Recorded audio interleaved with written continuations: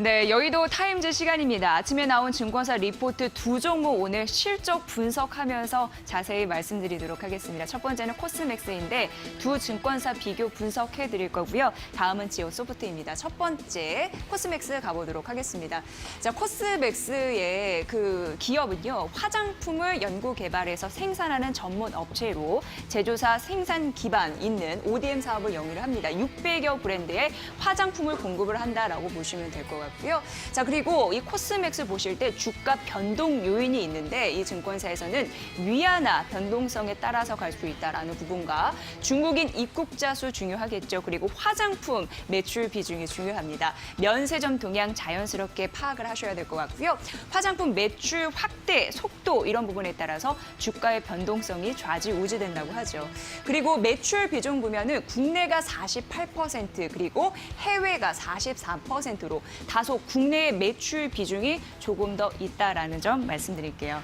자, 다음 이제 실적 발표가 났는데 보도록 하겠습니다.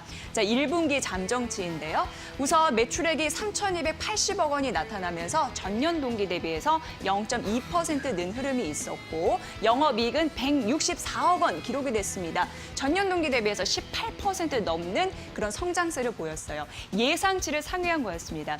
코로나19 때문에 중국 쪽에 생산 차질이 있지 않을까 그래서 기대감이 좀 낮았던 게 사실인데 의외로 국내에서 선방을 해줬습니다. 역시 믿을 거는 국내인가라는 생각을 자연스럽게 한 그런 상황이었고요. 자, 그렇다면 지역별로 매출을 그리고 영업이익을 두 증권사 모두 자세하게 기록을 해놨습니다. 그래서 말씀드리려고 합니다. 우선 국내 매출액인데요. 국내 매출액은 2,020억 원이라고 보시면 될 것 같고요. 그리고 영업이익은 164억 원 정도다라고 보시면 되는데 괜찮게 나타난 흐름들이 국내에 있었다라는 부분 말씀드리고 해외 쪽에서는 부진할 것으로 예상됐는데 이쪽에 투자 힌트가 있습니다. 자, 중국 쪽인데요. 중국을 보면은 매출액이 한 880억 원 정도 나타났습니다. 전체적으로 봤을 때 15% 정도, 15%좀 떨어진 흐름들이 있었는데요. 상해와 광저우의 흐름이 엇갈렸어요. 이 부분이 굉장히 중요하더라고요.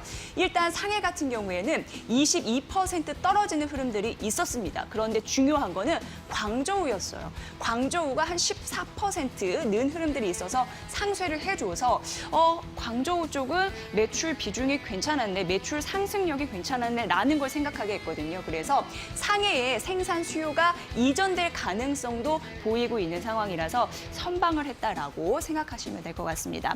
또 하나 보시면 동남아시아 부분인데요.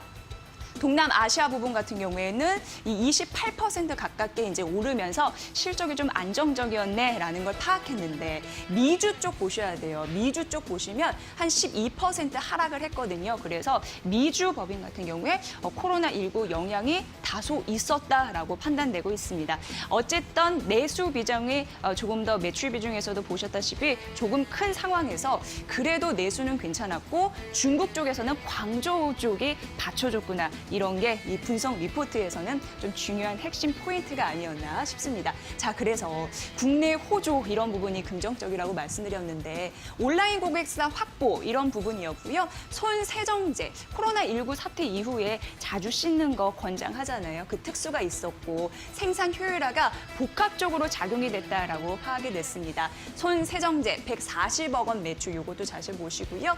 자, 국내 연간 영업이익률이 그래서 6.5%로 상향한다라고 얘기됐습니다. 자, 중국 법인 앞에서 그대로 나왔잖아요. 중국 법인은 2월 약 한 달간 생산 차질이 빚어졌습니다. 그러나 정상화되고 있는 상황이고 2분기부터는 다시금 성장세로 전환될 가능성이 있어서 이 부분도 호조세 이런 부분을 좀 느낄 수 있는 그런 상황이죠. 동남아와 미주 또한 2분기부터 코로나 영향권이나 손 세정제 이런 품목 시프트로 가동은 이루어지고 있다는 것으로 파악이 되고 그리고 동남아 미주 같은 경우에 중장기 외형 성장과 수익성 개선 여지가 여전히 높다라는 데에서도 우리가 앞으로의 상황을 조금이라도 감지해 볼 수 있는 그런 근거였습니다. 두 가지 분석 리포트를 갖고 왔습니다라고 말씀드렸는데 첫 번째는 한국투자증권의 리포트였습니다. 이렇게 보시면 될 것 같아요. 투자 의견은 매수로 유지를 했고요. 목표 주가 12만 원으로 상향 조정했습니다. 어닝 서프라이즈를 기록을 했다라고 말씀드렸고 이익 추정치 상향 조정 조정된 거 앞서서 말씀드렸죠. 그 부분까지. 그래서 목표 주가를 상향했고 화장품 업종 최선호주 종목이다라고 밝혔습니다. 자, 그리고 이거는 이제 대신증권입니다. 이제는 성장만 하는 회사가 아니고 플러스 무언가가 있다라고 봤는데 역시나 목표 주가 12만 원 갔거든요. 상향 조정했다라는 부분 말씀드릴게요.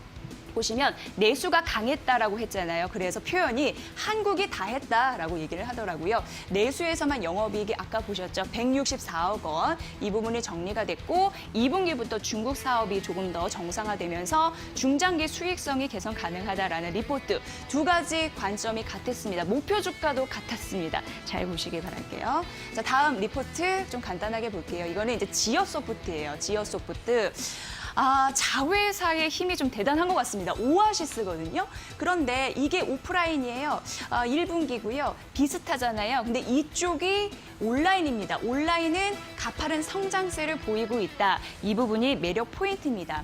오아시스 많이 또 활용하시는 분들이 있을 것 같은데 그래서 이쪽의 포인트를 말씀드릴게요. 우선 투자 의견은 매수였고 목표 주가는 21,900원을 유지하라라고 얘기를 했습니다.